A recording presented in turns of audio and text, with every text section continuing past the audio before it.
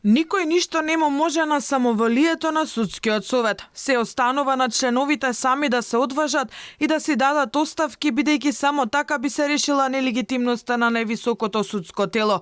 По напуштањето на советот од двајца судии, сега се поставува прашањето зошто останатите не го следат нивниот пример.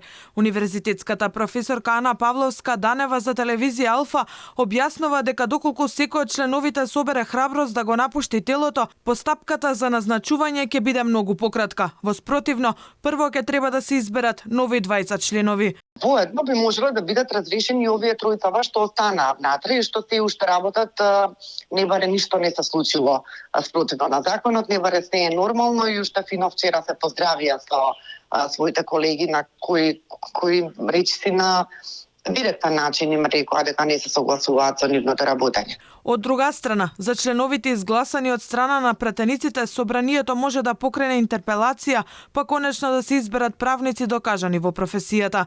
Се покажа за жал кај нас дека ниту во овој состав, ниту во претходните состави судскиот совет нема навистина истакнати правници од избрани од страна на собранието и сега му останува на собранието, односно на политичките елити кои побарале избор на овие членови, да престанат реално да се брукаат во јавноста. Зборувам за партиите кои ги предложиле и ги изгласале постоечкиве членови на судски совет кои никако да се одважат да дадат оставки и очекуваме собранието на државата да покрене интерпелација.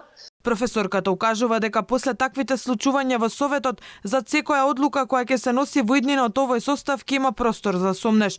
Ова се совпаѓа со причините за оставки на досегашните двајца судии. И бројни други работи што само во една недела успеавме да ги видиме, зборуваат за фактот дека ова тело е нелегитимно. Нелегитимно било и предходно.